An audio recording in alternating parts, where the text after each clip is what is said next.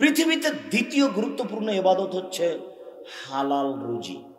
যদিও এক পর্যায়ে হালাল রুজি আগে সলাতের চেয়ে। কেন? সলাত না হলে কিছুই হয় না। এবার হালাল রুজি না হলে সলাতও হয় না। হালাল রুজি নেই তো সলাতও নেই। এ কথা আমি বলিনি, এ কথা মুহাম্মদ সাল্লাল্লাহু আলাইহি সাল্লাম বলেছেন। অতীব গুরুত্বপূর্ণ কথায় এক খেয়ালে চেয়ে থাকবেন। আল্লাহ তাআলা বলেন, ইয়া আইয়ুহান নাস কুলু মিম্মা ফিল আরদি হালালান তাইয়্যিবা। পৃথিবীর মানুষ, আমি যা পৃথিবী হতে উপার্জন করি, উৎপাদন করি, তার হালালটা তোমরা খাও। তাহলে হারামও উৎপাদন হয়। হালাল খেতে হবে, এটা আল্লাহর আদেশ, এটা সাধারণ জনগণকে আদেশ। এইবার মোমেন পুরুষ নারীকে আদেশ, ইয়া আইয়ুহাল্লাযীনা আমানু কুলু মিম্মা ফিল আরদি হালালান তাইয়্যিবা। হে পৃথিবীর মানুষ, যারা তোমরা বিশ্বাস করো আল্লাহকে, যারা তোমরা বিশ্বাস করো পরকালকে, তোমরা হালাল রুজি খাও। আগের আদেশ সাধারণ জনগণ, হিন্দু মুসলমান বৌদ্ধ খ্রিস্টান সবাকেই আল্লাহ হালাল রুজি খেতে আদেশ করলেন। পরের আয়াতে আল্লাহ পৃথিবীর সকল মোমেন পুরুষ নারীকে হালাল রুজি খেতে বললেন।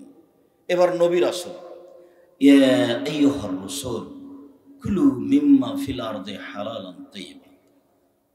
হে পৃথিবীর নবী রাসূলগণ, আপনারা হালাল রুজি খান, আমাল সালেহা, আর সৎ আমল করুন। এইখানে নবীগণের সাথে আর একটা বাক্য লাগিয়ে দেওয়া হয়েছে, সৎ আমল। সব আমল কিন্তু সৎ নয়, আমল কিন্তু সৎ নয়। সিরাজগঞ্জ থেকে গাড়ি যখন ছুটলো, তখন ড্রাইভার বারবার বলছে কন্ট্রাক্টরকে যে কবর পেলে 10টা টাকা দাও, কবর পেলে 10টা টাকা দাও, মাজারে 10টা টাকা দাও। তো এইটা একটা আমল, তবে এটা সৎ আমল নয়। ওই যে মসজিদে টাকা চাচ্ছে, ওখানে 10টা টাকা দাও, এটাও আমল, ওইটা সৎ আমল। কবরেও টাকা দিল, এটাও আমল, মসজিদে টাকা দিল, এটা আমল। বলেন তো সৎ আমল কোনটা? আল্লাহ তাআলা নবী রাসূলকে বলছেন আপনারা হালাল রুজি খান আর সৎ আমল করেন। মানে নবী রাসূলের যদি আমল সৎ না হয় তাহলে তা বাতিল হবে। মাগরিবের পরে 2 রাকাত সুন্নাত পড়তে হবে। মানুষ যদি 12 রাকাত সুন্নাত পড়ে, তাহলে প্রত্যেক 12 সমান তার জন্য জান্নাতে ঘর নির্মাণ করা হবে। জোহরের আগে 4, পরে 2, মাগরিবের পরে 2, এশার পরে 2, ফজরের আগে 2। এই 12 রাকাত যদি সুন্নাত মানুষ পড়ে, তাহলে তার জন্য জান্নাতে ঘর বানানো হবে। তাহলে মাগরিবের 2 রাকাত থাকলো। এখন একটা হাদিসে এসেছে, জাল হাদিস মানুষের বানানো, যে কেউ যদি মাগরিবের পরে 6 রাকাত সুন্নাত পড়ে, তাহলে তাকে 12 বছর ইবাদতের নেকি দেওয়া হবে। এ হাদিস জাল। এটা আমল যদি কেউ করে তাহলে সেটা সৎ নয়, সেটা হলো অসৎ আমল। যেই আমল কোরআন এবং সহিহ হাদিস দ্বারা প্রমাণিত নয়, সেটা হলো অসৎ আমল। আল্লাহ তাআলা নবী রাসূলকে বলেন যে হালাল রুজি খান আর সৎ আমল করেন। প্রত্যেক যে আমল রাসূলের সাথে মিল খাবে না। যেমন আপনারা দান করলেন, আমাকে বলতে হবে আল্লাহুম্মা সাল্লি আলাইহি, আল্লাহ আপনার প্রতি দয়া করুন। আল্লাহুম্মা বারিক আলাইহি, আল্লাহ আপনার টাকা পয়সাকে বেশি করে দেয়। এটা আল্লাহ রাসূলের মুখের শব্দ। এখন আপনি যখন টাকা দিলেন, তখন আমি বললাম মারহাবা, কি যে বললাম, ধুলায় অন্ধকার ওকে ঠেলে জান্নাতে দিয়ে দিল। এটা অসৎ আমল। 31 বছর থেকে বলছি, এরকম কথা কোনোদিন প্রমাণ হয়ে গেলে জাতির সামনে কথা বলবো না, নতুন কথা নয়। কোরআন মাজিদের গায়ে লেখা আছে কোরআন শরীফ। কোরআন শরীফ যদি কোনোদিন প্রমাণ হয়ে যায়, কোরআন মাজিদ ছাড়া, কোরআন হাকিম ছাড়া, কোরআন কারিম ছাড়া কোনোদিন শরীফ প্রমাণ হয়ে গেলে, আমি আব্দুর রাজ্জাক বিন ইউসুফ আর জাতির সামনে কোনোদিন আসবো না। এটা হাজারো দিনের কথা। কোরআন মাজিদের অপর পৃষ্ঠে একটা লম্বা দোয়া আছে, 1 পৃষ্ঠে যে কোরআন খতম করলে পড়তে হবে, হেডলাইনে লেখা আছে খাতম দোয়াই, খাতম দোয়া খাতমুল কোরআন, কোরআন খতমের দোয়া। 30 বছর থেকে বলছি এই দোয়া যদি প্রমাণ হয়ে যায় যে নবী বলেছেন, তাহলে আমি আর কোনোদিন বক্তব্য দিব না। যখন বলেছি যে ধর্মের নামে বিকৃত ধর্ম আছে, তখন এইগুলি উল্লেখ করা আছে। কত নিবেন আপনি ধর্মের নামে বিকৃত ধর্ম, ধর্মের নামে হাদিস। আগে যারা ম্যাট্রিক পরীক্ষা দিত তাদেরকে 40টা হাদিস মুখস্থ করতে হতো। তার একটা ছিল হব্বুল ওয়াতান মিনাল ঈমান, দেশকে ভালোবাসে ঈমানের অঙ্গ। কিয়ামত পর্যন্ত সময় থাকলো পৃথিবীর কোনো মানুষ একে হাদিস প্রমাণ করতে পারবে না। তখন একটা এ হাদিস ছিল ওতুলবুল ইলম ওয়ালাউ কানা বিসসিন, শিক্ষার জন্য যদি চীন যেতে হয় তবুও যাও। এটা হাদিস নয়, এটা মানুষের বানানো কথা। কোনো দিন এটা হাদিস বলে প্রমাণ হবে না। 2-3 বইয়ে লেখা আছে যে মুহাম্মদ সাল্লাল্লাহু আলাইহি সাল্লাম ঈদের মাঠে গেলেন, দেখলেন একটা ছেলে কাঁদছে। ছেলেটাকে জিজ্ঞাসা করলেন, তুমি কেন কাঁদছ? ছেলেটি বলল, আমি ইয়তীম। আল্লাহ রাসূল তাকে কোলে নিলেন, আয়েশার কোলে দিলেন, আয়েশা নতুন পোশাক পরালেন। ছেলেটি খুশি হয়ে গেল, একবারে নগদ মিথ্যে কথা। রাসূল সাল্লাল্লাহু আলাইহি সাল্লামের বাড়িতে ফকিরে ভিক্ষা পায় না, তার একাধিক বুখারী মুসলিমের হাদিস। আর নতুন পোশাক দিয়ে দিল, বললেই হবে? আমার কাছে উপস্থিত 3টা বুখারীর হাদিস আছে, বুখারী, মুসলিম, আবু দাউদ, নাসাই, তিরমিজি, ইবনে মাজাহ, বাইহাকি, দারমি, দাইলামি, দারকুতনি, মুসনাদ সাহিবা, সহিহ ইবনে হিব্বান, সহিহ ইবনে আওয়ানা, মুসনাদ হাকিম, মুসনাদ বাজার, মুসনাদ ইয়ালা, পৃথিবীতে যত হাদিস গ্রন্থ আছে সব গ্রন্থই আছে। তার একটা আপনাকে শোনাই। বুখারী মুসলিমের এক হাদিস, আল্লাহর রাসূল একটা মেহমান বাড়িতে পাঠালেন। 30 স্ত্রীগণ মেহমান ফিরিয়ে দিলেন এই বলে যে মা মা না ইল্লাল মা, বাড়িতে পানি ছাড়া কোনো কিছু খাওয়ার নেই, অতএব মেহমান ফিরিয়ে দিলাম। তখন আল্লাহ রাসূল বললেন, মাই হৃদয় বাহাজার রাজুল, কে লোকটাকে মেহমান হিসেবে নিতে চায়? কামা রাজুলুন মিনাল আনসার, একজন লোক দাঁড়িয়ে বলল, জি আমি নিতে চাই। তো নিয়ে চলে গেল। এখন বাড়িতে নিয়ে গিয়ে স্ত্রীকে বলছে, আকরিমি যাইফা রাসূলিল্লাহ সাল্লাল্লাহু আলাইহি ওয়াসাল্লাম, ও আমার স্ত্রী, ইনি হচ্ছেন রাসূলের বাড়ির মেহমান গো, এনাকে সম্মান করো। তখন স্ত্রী বলছেন যে মা মা না ইল্লা কুতু সিবিয়ানি, আমার বাচ্চাদের শুধু জীবন বাঁচানোর মতো খাদ্য আছে, এছাড়া আর কিছুই নেই। ওই লোকের স্ত্রী কথা বললেন। তখন লোকটা বলছে যে হাই তো আমার এইটুকু রেডি করো।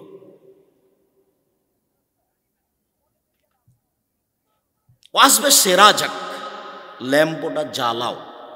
অন্নাবেবে সিবিয়ানাক, তোমার বাচ্চাকে ঘুমিয়ে দাও। বাচ্চাকে ঘুমিয়ে দিলেন, বাতিটা জ্বালিয়ে দিলেন, খাদ্য রেডি করলেন। এখন মেহমান খাবে। পাশে গিয়ে তার স্ত্রী ওই আলোটা ঠিক করার ভান করে আলোটা নিভিয়ে দিলেন, দিয়ে দেখাচ্ছেন যে তারা দুইজনও তার সাথে খাচ্ছে। মেহমান খেলেন, সকাল হয়ে গেল। ইনি এখন রাসূলের কাছে গেলেন। রাসূল তখন বলছে, শোনো শোনো শোনো, আরে তোমাদের স্বামী স্ত্রীর কর্মে মিন ফালেকুমা, তোমাদের স্বামী স্ত্রীর কর্মে কাজায়কালা, আল্লাহ হেসে উঠেছেন, আল্লাহ খুশি হয়েছেন, আল্লাহ হেসে উঠেছেন, আল্লাহ খুশি হয়েছেন। এই কথা রাসূল সাল্লাল্লাহু আলাইহি ওয়াসাল্লাম বললেন। এদেশে একটা বই পাওয়া যায় তাওজিহুল কোরআন, তাফসির 3 খণ্ডে। তার 28 নম্বর খণ্ডে সূরা হাসরের এক আয়াতে এই হাদিসটা দেওয়া আছে বুখারী মুসলিমে।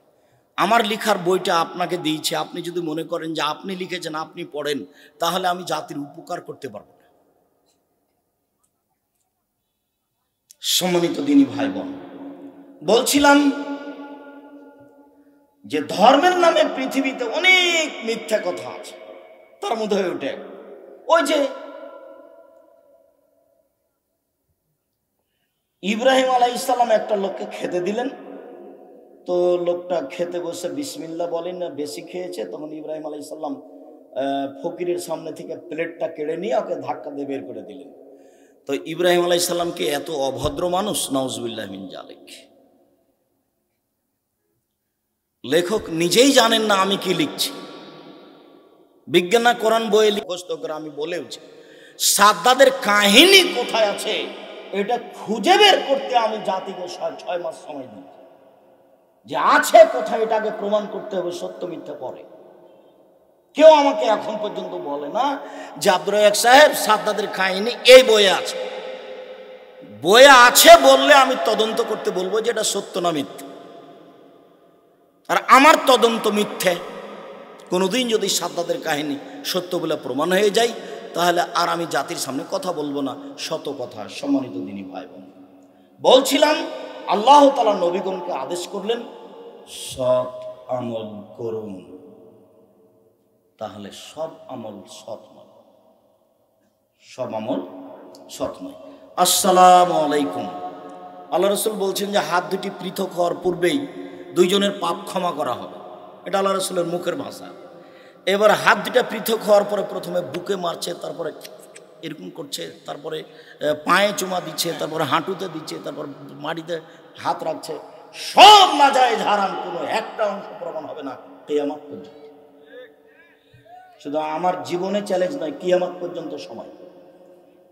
নতুনভাবে দিন বের করার কোনো সুযোগ নেই।